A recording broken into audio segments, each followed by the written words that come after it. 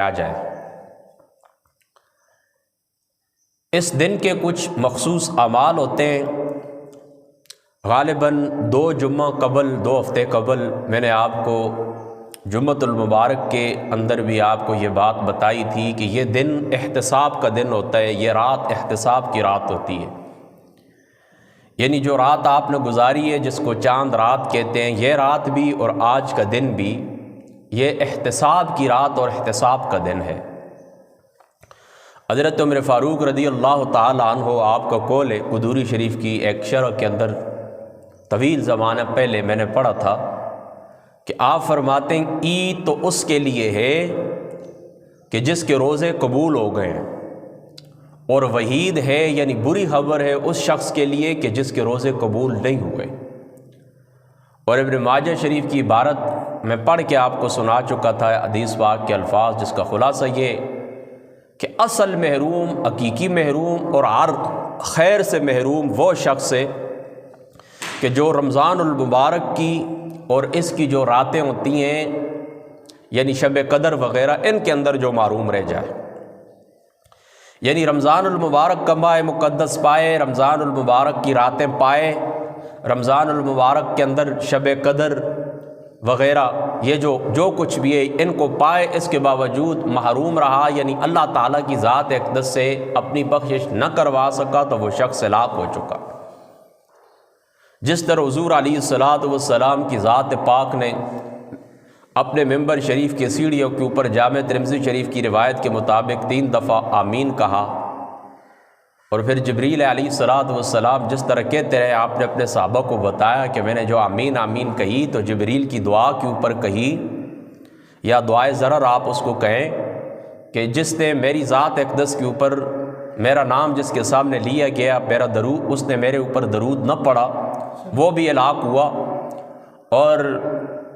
جس نے اپنے والدین کو پایا یعنی ماں باپ کو پایا، یا ان دونوں میں سے ایک کو پایا یعنی والدہ کو، والد کو پایا اپنی زندگی کے اندر، اور رب تعالیٰ کی ان کی خدمت کر کے جنت حاصل نہ کر سکا، وہ بھی ہلاک ہوا۔ اور فرما جو رمضان المبارک کا ماہ مقدس جس نے وصول کیا ہے اور پھر بھی اللہ تعالیٰ کی ذات اقدس سے اپنی بخشش نہ کروا سکا، وہ بندہ بھی کیا ہے، ہلاک ہوا۔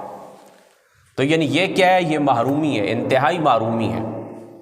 کہ رمضان المبارک کی رات ہو، رمضان المبارک کے دن ہو، اور انسان کیا کرے، اللہ تعالیٰ کی ذات اقدس سے اپنی بخشش نہ کروا سکے۔ انتہائی محرومی والی بات ہے، انتہائی محرومی والی بات ہے۔ تو یاد رکھیں یہ جو دن ہوتا ہے، آج کا دن ہے یہ، یا گزشتہ جو شب تھی، یہ لوگ اس طرح کرتے ہیں کہ عیاشیوں کے اندر گزارتے ہیں، اس طرح محسوس ہوتا ہے جس طرح بڑے کسی قید سے چھوٹیں اور بازاروں کے اندر جا کے رش لگا دیتے ہیں، اور پورے دن کے اندر بھی وہ کیا کہتے ہیں کہ فائرنگ کرنا اور مستیاں کرنا، یہ بالکل غلط ہے، بالکل غیر شرعی ہے، بالکل اسراف ہے۔ اپنا احتساب کریں کہ 30 دن اللہ تعالیٰ کی ذات اقدس نے مجھے دیے ہیں، چند دن تھے، اللہ تعالیٰ قرآن کے اندر فرماتے ہیں ایام محدودات، یہ چند دن تھے، تو کیا ان چند دنوں کے اندر میں اللہ تعالیٰ کو راضی کر سکا ہوں، نفلی عبادت کر سکا ہوں، روزہ میں رکھ سکا ہوں، اس کے آداب کا میں خیال رکھ سکا ہوں، خاموشی اختیار کر سکا ہوں، غیبت سے میں اپنے آپ کو بچا سکا ہوں، اور روزے کو بخیریت پار کر کے رب تعالیٰ سے میں اپنی بخشش کروا سکا ہوں۔ اگر اس کو لگے کہ ہاں الحمدللہ میں نے یہ کیا ہے، تو رات کو بھی دن کو بھی کیا کرے، نفل ادا کرے کہ الحمدللہ بہت اچھی بات ہے۔ اور اگر اس طرح نہ ہوا تو اللہ تعالیٰ کی ذات اقدس سے اپنی کمی کوتاہی کے اوپر رونا چاہیے، اپنی خطا کے اوپر رونا چاہیے کہ مجھ سے جو خطا ہو گئی ہے، رمضان شریف آیا تھا، میں اس کی قدر نہ کر سکا، میں روزے نہ رکھ سکا، میں اس کا احترام نہ کر سکا، میری جو بے ایمانیاں رشوت خوری زندگی بھر جاری تھی اس کے باوجود نہ رک سکی، تو وہ حسرت کرے، ندامت محسوس کرے اور اللہ تعالیٰ سے معافی مانگے، اور آئندہ اس گناہ کو نہ کرنے کا عزم کرے۔ ٹھیک ہے، یہ تو بات ہو گئی نا اس دن کی اور گزشتہ شب کی، یعنی جو شوال شریف کی پہلی شب ہوتی اس کے متعلق ہو گئی۔ دوسری یہ بات یاد رکھیں کہ اس دن کے کچھ مخصوص آداب بھی ہوتے ہیں، اس دن کے کچھ مخصوص آداب بھی ہوتے ہیں۔ اس دن آپ کو کیا کرنا ہے، اس دن صبح سویرے اٹھنا ہے آپ کو۔ آپ صبح سویرے اٹھیں، قرآن شریف کی تلاوت کریں، مسجد کے اندر حاضری دیں، اور اپنے علاقے کے اندر جس طرح لوگ قبرستان جاتے ہیں اس طرح آپ قبرستان جائیں، قبرستان کے اندر حاضری دیں۔ یہ لوگ بھی وہ لوگ تھے کہ آپ کے ساتھ عید کرتے تھے، آپ کے ساتھ نماز پڑھتے تھے، آپ کے ساتھ کھانا کھاتے تھے، آپ کے ساتھ اٹھتے بیٹھتے تھے، لیکن اب اللہ تعالیٰ کی ذات مقدسہ کا ان کو بلاوا آ گیا ہے، خدا کی بارگاہ کے اندر یہ واپس چلے گئے، تو جا کر ان کی بارگاہ کے اندر بھی حاضری دیں، ان کو سلام کریں، ان کی بخشش کے لیے اللہ تعالیٰ کی ذات اقدس سے دعا کریں۔ ایک بات ہو گئی۔ دوسرا اس طرح کہ اس دن حضرت ابو ہریرہ رضی اللہ تعالی عنہ، ذرا چپ کر، حضرت ابو ہریرہ رضی اللہ تعالی عنہ آپ سے مروی یہ روایت ہے، حضور سرور عالم صلی اللہ تعالی علیہ وآلہ وسلم آپ کی ذات شریفہ نے ارشاد فرمایا کہ اپنی عیدوں کو تکبیر سے زینت دو۔ اپنی عیدوں کو، یعنی عیدین جو عید الاضحیٰ ہوتی ہے یا عید الفطر ہوتی ہے، فرما اپنی عیدوں کو تکبیر سے زینت دو۔ اور حضرت انس رضی اللہ تعالی عنہ آپ کی ذات اقدس سے مروی روایت فرما عیدین کو کلمہ اور تقدیس اور تحمید اور تکبیر سے زینت دو۔ امام ابو نعیم رحمۃ اللہ تعالی علیہ آپ نے حلیۃ الاولیاء کے اندر اس روایت کو نقل کیا ہے، یعنی عید والے دن کیا آپ نے کرنا ہے؟ تکبیریں کرنی ہیں، اللہ اکبر کہنا ہے، سبحان اللہ، الحمدللہ کہنا ہے، اللہ کا ذکر کرنا ہے۔ لہٰذا یاد رکھیں کہ جس وقت آپ اس طرح مسجد کی طرف آئیں تو یہ ادب آپ نے یاد رکھنا ہے کہ مسجد کی طرف آتے ہوئے عید والے دن آپ نے تکبیریں کہنی ہیں، اللہ اکبر اللہ اکبر اللہ اکبر آپ نے یہ پڑھنا ہے، لیکن یہ خیال رکھیں کہ بلند آواز سے نہیں بلکہ خاموشی سے، یعنی آہستہ آواز، جو آہستہ آواز کے اندر جس طرح وہ کہتے ہیں نا سرن آپ نے اس طرح کرنا ہے کہ آہستہ آہستہ آپ نے تکبیریں کہنی ہیں۔ بہرحال جو بڑی عید ہوتی ہے اس کے اندر بلند آواز سے کہیں، اور جو چھوٹی عید ہوتی ہے تو اس کے اندر آہستہ تکبیریں کہیں۔ تیسرا ادب اس دن کا یہ ہے کہ اس دن آپ نے اس طرح کرنا ہے کہ آپ کے گھر کے اندر کوئی چیز بھی ایسی ہونی چاہیے، یعنی مسجد کی طرف آپ آئیں تو کوئی بھی میٹھی چیز عید کی نماز سے پہلے کوئی بھی میٹھی چیز کھانا کیا ہے؟ سنت ہے۔ کھجوریں ہو جائیں تو زیادہ بہتر ہے، اگر نہیں تو کوئی بھی میٹھی چیز، مٹھائی وغیرہ آپ کے گھر کے اندر ویسے بھی عید کے موقع کے اوپر لوگ منگوا کے رکھتے ہیں، تو صبح نماز آنے سے پہلے آپ کیا کریں کہ کوئی بھی میٹھی چیز کھائیں۔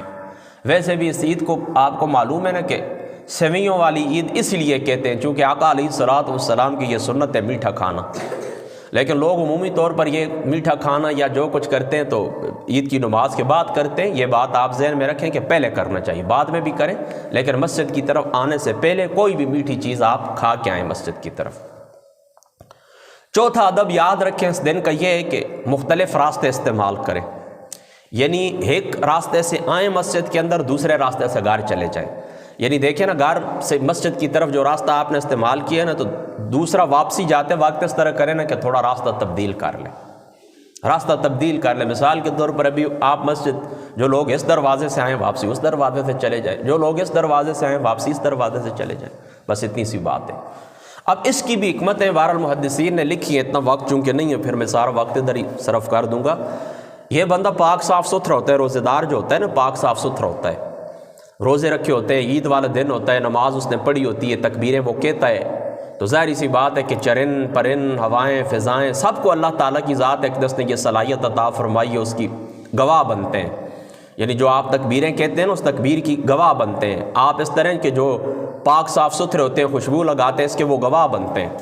ٹھیک ہے۔ اس طریقے سے راستے کے اندر کوئی قبرستان آ سکتا ہے، آپ اس کے لیے دعا کریں۔ یعنی آپ کا مختلف راستوں سے گزرنے کا مقصد کیا ہے کہ باقی جو زمین کا حصہ ہے وہ آپ کے وجود سے برکت حاصل کرے۔ کتنی شان ہے مومن کی اور کتنا مقام ہے اگر یہ بندہ اپنے مقام کو سمجھے، تو یہ حکمت ہے، ٹھیک ہے۔ ایک راستے سے آئیں اور دوسرے راستے سے کیا کریں؟ واپس چلے جائیں۔ نفل کوئی نہیں پڑھنے ہوتے، یاد رکھیں جس وقت آپ مسجد کے اندر تشریف لائیں تب بھی کوئی نفل آپ نے نہیں پڑھنے ہوتے، پھر جس وقت نماز ہو جائے نماز کے بعد بھی آپ نے کسی قسم کے کوئی نوافل ادا نہیں کرنے ہوتے۔ باقی جو جمعے کے آداب ہوتے ہیں وہی اس کے آداب ہیں، یعنی نئے کپڑے پہننا، خوشبو لگانا، غسل کرنا، سر کے اوپر ٹوپی پہننا، مسواک استعمال کرنا، اپنے دانتوں کو برش کرنا، یہ ساری وہی چیزیں جو جمعۃ المبارک کے آداب کے اندر شامل ہیں۔ بس یہ مختصر سی بات ہے، بس اس کو آپ ذہن کے اندر رکھیں۔ اب دیکھیں دوستو، اس دن کو عید کا دن کیوں کہتے ہیں؟ عید الفطر کو، یعنی چلو افطار تو آپ نے کیا ہے، آج دیکھیں نا، آج کی جو صبح تھی، فجر جو طلوع ہوئی تھی، تو فجر طلوع ہونے سے پہلے آپ کیا کرتے ہیں؟ سحری کر کے آپ روزہ رکھ لیتے ہیں۔ تو اس دن کیا ہوتا ہے؟ افطار کرتے ہیں آپ۔ ظاہری سی بات ہے کہ جس وقت فجر طلوع ہوئی ہے تب آپ نے کھانا پینا کیا ہے، افطار آپ نے کیا ہے، کیونکہ روزے کا تعلق تو دن سے ہوتا ہے، رات سے ہوتا نہیں ہے، لہٰذا اس کو افطار کہتے ہیں، عید الفطر۔ یعنی کیا کیا کہ ہم نے روزے رکھے تھے، اب ہم نے افطار کر لی، اس کو عید الفطر کہتے ہیں۔ فطر اس وجہ سے کہتے ہیں۔ اب اگلی بات یہ، اس کو عید کیوں کہتے ہیں؟ عید کیوں کہتے ہیں؟ عید یاد رکھیں، لفظ عید ہیوت سے مشتق ہے، لفظ عید ہیوت سے مشتق ہے، اور ہیوت کہتے ہیں لوٹنے کو، بار بار آنے کو، بار بار واپس آنے کو۔ تو چونکہ یہ دن بھی زندگی کے اندر بار بار آتا ہے، یہ دن بھی زندگی کے اندر بار بار آتا ہے، لوٹ لوٹ کے آتا ہے۔ عید الفطر ہے، پھر عید الاضحیٰ، پھر زندگی رہی تو انشاءاللہ تعالیٰ عید الفطر، پھر عید الاضحیٰ، یہ لوٹ کے آتے ہیں، بار بار آتے ہیں، اس لیے اس کو عید کہتے ہیں۔ یعنی ایک وجہ تو یہ، اس سبب تو یہ اس کو عید کہنے کا۔ دوسرا یاد رکھیں کہ اللہ تعالیٰ کی جانب سے بندوں کے اوپر فضل لوٹ کے آتا ہے اس دن، یعنی اللہ تعالیٰ کا جو فضل ہے وہ انسان کے اوپر لوٹ کے آ جاتا ہے، فضل لوٹ کے آتا ہے اللہ تعالیٰ کی ذات اقدس کا اپنے بندوں کے اوپر، اس وجہ سے اس کو عید کہتے ہیں۔ فضل کس طرح لوٹ کے آتا ہے؟ فضل اس طرح لوٹ کے آتا ہے، یاد رکھیں کہ رمضان المبارک کی یاد رکھیں اپنی برکت ہوتی ہے، لیکن رمضان المبارک کے اندر یاد رکھیں کہ اللہ تعالیٰ جتنے بندوں کو جہنم سے آزاد فرماتا ہے، جس طرح میں نے اپنے ماجد شریف کی حدیث پاک آپ کو پڑھ کے سنائی تھی کہ اللہ تعالیٰ کی ذات اقدس بعض بندوں کو ہر افطاری کے وقت کچھ لوگوں کو اللہ تعالیٰ کی ذات اقدس جہنم سے آزاد فرماتے ہیں، یعنی جو افطاری کا وقت ہوتا ہے، مومن مسلمان افطار کرتے ہیں مسلمان، تو اللہ تعالیٰ کی ذات اقدس کیا کرتے ہیں کہ اس وقت اللہ تعالیٰ کی ذات اقدس بندوں کو جہنم سے آزادی نصیب فرماتے ہیں۔ تو جہنم سے آزادی، ابن عباس رضی اللہ تعالیٰ عنہ آپ کا قول یہ، آپ فرماتے ہیں کہ ہر روز افطاری کے وقت اللہ تعالیٰ 6 لاکھ بندوں کو جہنم سے آزادی نصیب فرماتے ہیں۔ پھر اس طرح کہ یاد رکھیں کہ یہ جو عید الفطر کی رات ہوتی ہے، یہ انعام ملنے کی رات ہوتی ہے، اس کے اندر پتہ کیا ہوتا ہے؟ یعنی ہر افطاری کے وقت اللہ تعالیٰ جتنے بندوں کو جہنم سے آزاد فرماتا ہے، عید الفطر کی رات اللہ تعالیٰ کی ذات اقدس پورے رمضان کے اندر جتنے بندے جہنم سے آزاد ہوئے ہوتے ہیں نا، ان کے مجموعے کے برابر اللہ تعالیٰ عید الفطر کو بندوں کو جہنم سے آزاد فرماتا ہے۔ یعنی مثال آپ سمجھ لیں، ویسے سادے سے الفاظ میں آپ کو مثال کے طور پر پورے رمضان میں 6 کروڑ بندے اللہ تعالیٰ کی ذات اقدس نے، یعنی ایک روزے کو، دوسرے کو، تیسرے کو، اس طرح 30 روزے ہوئے، 6 کروڑ بندے کو اگر اللہ تعالیٰ کی ذات اقدس نے جہنم سے آزاد فرمایا ہے نا، تو عید الفطر کو پھر اللہ تعالیٰ کیا کرتا ہے؟ یعنی پورے رمضان میں 6 کروڑ 30 دنوں میں آزاد ہوئے تھے، اس ایک دن اللہ تعالیٰ 6 کروڑ کو آزادی نصیب فرماتا ہے۔ تو یہ اللہ تعالیٰ کا فضل ہے، یعنی اس کو عید کس لیے کہتے ہیں؟ کہ اللہ تعالیٰ کا فضل لوٹ کے آتا ہے انسان کے اوپر۔ تو اس شوال پاک کی اپنی فضیلت ہوتی ہے۔ بعض لوگ اس طرح کرتے ہیں کہ وہ رمضان المبارک گزر گیا، اب کیا ہوگا، رونا پیٹنا کرتے ہیں۔ رونا پیٹنا نہیں کرنا چاہیے، رونا پیٹنا نہیں کرنا چاہیے۔ اس کی وجہ یہ ہے کہ جس طرح رمضان المبارک کی فضیلت ہے، شوال پاک کی اپنی فضیلت ہے۔ یعنی رمضان گزرتا ہے، پھر اللہ تعالیٰ کا فضل لوٹ کے آپ کے اوپر آ جاتا ہے، یعنی شوال شریف اتنی عظمت والا مہینہ ہے۔ ہاں یہ بات ضرور ہے کہ کوئی انسان اس لیے روئے کہ پتہ نہیں مجھے زندگی کے اندر پھر نصیب ہوگا کہ نہیں، یہ 30 دن تھے، میں ان کا ادب نہیں کر سکا ہوں، میں اپنی بخشش نہیں کروا سکوں، کمی کوتاہی ہو گئی ہے، مجھ سے خطا ہو گئی ہے، پھر نصیب ہوگا یا نہیں، پتہ نہیں اگلے سال میں رہوں گا یا نہیں، میرے یہ جو گھر والے ان میں سے کوئی باقی دوستوں میں سے، رشتہ داروں میں سے اس طرح کی کوئی بات ہو، رونا ہے، تو یہ ایک فطری بات ہے، کوئی اس طرح کی بات نہیں ہے۔ بہرحال اس طرح اگر آپ اس لیے کہیں کہ برکت اللہ کی رخصت ہوگا یہ، پھر اس طرح نہیں، اس طرح کوئی، وہ کیا کہتے ہوتے ہیں کہ بچھڑ جائیں پھر ملنے کے لیے، بات اس طرح کہ یہ بچھڑتا ہے پھر اللہ تعالیٰ نصیب فرماتا ہے، یہ اللہ تعالیٰ کی بنائی ہوئی فطرت ہے، وقت رکتا تو نہیں ہے نا، وقت تو چلتا ہے آگے، ہر چیز نے، شوال شریف نے گزرنا ہے، پھر آگے زکات شریف ہے، اس نے گزرنا ہے، یہ تو اللہ تعالیٰ کی بنائے، اللہ تعالیٰ کا بنایا ہوا قانون ہے۔ آپ اس بات کو سمجھ گئے؟ تو یہ اللہ تعالیٰ کا فضل ہوتا ہے۔ پھر اللہ تعالیٰ کی ذات اقدس یاد رکھے، روزے داروں کو کرم کی نگاہ سے دیکھتے ہیں کہ یہ میرے وہ بندے ہیں کہ جائز چیزیں تھیں ان کے لیے، کھانا پینا، بیوی کے ساتھ مشغولیت رکھنا، میری خاطر انہوں نے کیا کیا، چھوڑا تھا، تو اللہ تعالیٰ ان لوگوں کو کرم کی نگاہ سے دیکھتا ہے۔ پھر تمہیں انعام ملتا ہے۔ اس کے علاوہ بھی انعام اللہ تعالیٰ کی ذات اقدس، یعنی دیکھیں نا ایک بندہ اپنی ڈیوٹی جس وقت پوری کر لیتا ہے نا، ایک امتحان دیکھیں نا، یہ اللہ کی طرف سے ایک امتحان ہوتا ہے کہ کون میرے بندے اس میں سے پورے اترتے ہیں۔ یہ پورا مہینہ آپ کے لیے آزمائش ہوتا ہے۔ لوگ کہتے ہیں نا زندگی کا پتہ ہی نہیں چلتا، جی رمضان کا پتہ چلتا ہے۔ یاد رکھیں اللہ کی اطاعت کے اندر آپ کا جو وقت بھی گزرے گا وہ پتہ چلے گا آپ کو، یاد رکھیں اس بات کو۔ یہ جو آپ کہتے ہیں 30 سال گزر گئے پتہ ہی نہیں چلا، یہ اس لیے نہیں پتہ چلا کہ آپ کے نافرمانیوں کے اندر گزریں۔ آپ اپنے آپ کو آزاد کر لیں، اپنے آپ کو آپ آزاد کر لیں اللہ تعالیٰ کی قید سے۔ خدا تعالیٰ نے جو پابندیاں لگائیں ان سے اپنے آپ کو آزاد سمجھیں۔ دل کرے تو نماز پڑھے، نہ کرے تو نہ پڑھے، دل کرے تو روزہ رکھے، نہیں تو نہیں، زکوٰۃ دینا دل کرے تو کرے، نہیں تو نہیں، تو پھر تو 50 سال کا بھی نہیں پتہ چلتا۔ لیکن یاد رکھیں رب تعالیٰ کی ذات اقدس نے جو وقت آپ کو دیا ہے اور اپنی اطاعت کے لیے دیا ہے، اور پھر آپ اس طرح کرتے ہیں کہ اس وقت کی آپ حفاظت کرتے ہیں، تو جو حفاظت کے اندر وقت گزرا ہوتا ہے نا اس کا پتہ چلتا ہے انسان کو۔ آپ ایک دن گزاریں گے آپ کو اس طرح پتہ چلے گا میں نے 1 سال گزارا ہے۔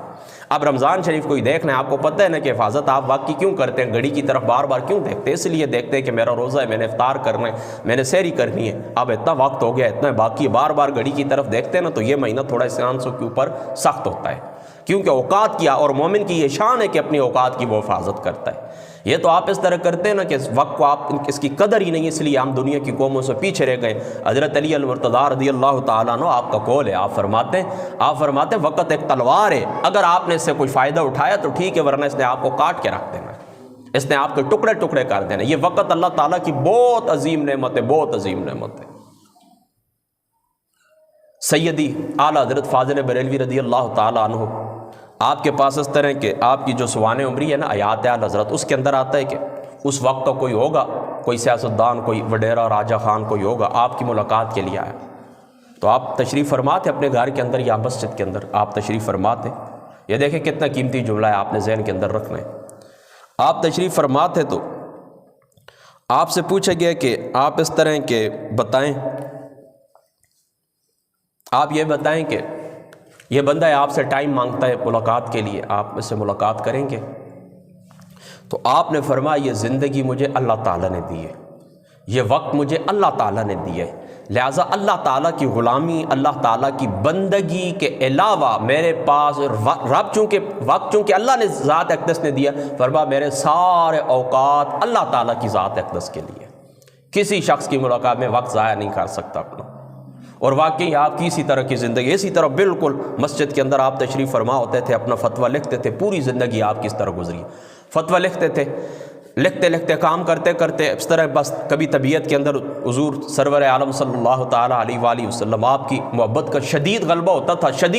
تھا، تو آپ اس طرح کرتے تھے بس کتابیں ادھر ہی رکھی ہیں، بس وہ فون کرتے تھے، صرف اتنا کرے بس میری ٹکٹ کٹوا دے، مدینہ شریف آپ چلے جاتے تھے، مکہ پاک آپ چلے جاتے تھے بس۔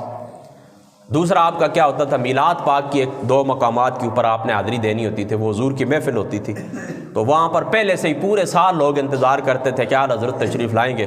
تو آپ اس طرح فرماتے تھے کہ پھر آپ تشریف لے جاتے تھے اس میلاد کی محفل میں، بس یہ آپ کا مسجد سے نکلنا ہوتا تھا بس، یا مدینہ پاک کے لیے یا حضور کی میلاد کی محفل کے لیے۔ پھر دیکھیں اللہ تعالیٰ کی ذات اقدس نے کتنا ان کو، آج بھی دیکھیں نا ان کے کام سے صدیوں تک لوگ فائدہ اٹھائیں گے۔ 55 علوم کے اندر اللہ تعالیٰ کی ذات اقدس نے آپ کو مہارت عطا فرمائی تھی۔ آپ فتاوی رضویہ اٹھا کر دیکھیں، کسی نے عربی کے اندر سوال کیے، جواب بھی عربی کے اندر، کسی نے فارسی کے اندر سوال کیے، جواب بھی فارسی کے اندر، اور اتنی آزر دماغی کے ساتھ، اور جو جزئی ہوتے ہیں نا فقہا کے، اتنی ان کے اوپر آپ کو دسترس تھی۔ تو یہ ہوتا ہے اپنے اوقات کی حفاظت کرنا۔ آپ سمجھ گئے نا اس بات کو؟ تو میں بات یہ کر رہا تھا، یاد رکھیں کہ جو وقت اللہ تعالیٰ کی بندگی کے اندر، اللہ کی اطاعت کے اندر، اللہ تعالیٰ کی ذات اقدس کے جو فرامین ہیں ان کو پورا کرتے ہوئے آپ گزاریں گے تو یاد رکھیں وقت کا آپ کو پتہ چلے گا۔ لیکن آپ بیٹا خاموش بیٹھیں آپ، لیکن اگر آپ اس طرح نہیں کریں گے تو پھر یاد رکھیں پھر اس زندگی کا آپ کو پتہ نہیں چلنا کبھی بھی۔ تو یہ 2 باتیں ہوں کہ یعنی عید الفطر کے جو آداب ہوتے ہیں وہ بھی میں نے آپ کو بتا دی، اور اسی طریقے سے اس کو عید کیوں کہتے ہیں یہ بھی میں نے آپ کو بتا دی۔ یہ 2 باتیں ہو گئیں۔ اب آیت کریمہ جو میں نے پڑھی ہے وہ صدقے کے متعلق پڑھی ہے، 7:30 بجے انشاءاللہ تعالیٰ مکمل گفتگو ختم کر دیں گے، اس کے بعد نماز فوراً کھڑی کر دیں گے، ٹھیک ہے؟ یاد رکھیں صدقے کے متعلق آپ سوچ رہے ہوں گے اس کے اندر آپ کا لنک کیا ہے، آپ کا تعلق کیا ہے آج سے، تو یاد رکھیں یہ دن صدقے کا دن نہیں ہوتا ہے۔ آقا علیہ الصلوۃ والسلام کی جو ذات مقدس ہے نا، حضور کی ذات مقدس نے فرمایا کہ اس دن صدقہ کرو، اس دن صدقہ کرو، اور یہ جو فقیر قسم کے لوگ ہوتے ہیں ان کو آپ غنی کر دیں، یہ ان کو دروازوں کے اوپر پھرنے والے لوگ جو آپ کے پاس آتے ہیں ان کو آپ کیا کر دیں، غنی کر دیں۔ تو اس دن دیکھیں نا، یہ جو آپ فطرانہ ادا کرتے ہیں تو یہ فطرانہ صدقہ ہی ہوتا ہے نا۔ تو آپ کیوں ادا کرتے ہیں؟ اس لیے ادا کرتے ہیں کہ چلو ایک تو روزے کی کوئی کمی کوتاہی ہو گئی، اس بچے کو چپ کرائیں یار، خاموش بیٹھے نا آپ۔ ایک تو چلو رمضان پاک کے اندر جو روزہ تھا اس کی کوئی کمی ہو گئی، اس کی معافی ہو گئی کہ چلو اللہ تعالیٰ کی ذات اقدس کیا کرے، ہمیں معاف کر دے۔ تو یہ جو غریب مسکین لوگ ہوتے ہیں تو یہ دن صدقے کا دن نہیں ہوتا ہے، ٹھیک ہے۔ لہٰذا اس دن کی مناسبت سے چند باتیں میں صدقے کے متعلق آپ کو بتاتا ہوں، بس آپ اپنا ذہن حاضر رکھیں۔ دیکھیں جو آیت کریمہ میں نے آپ لوگوں کے سامنے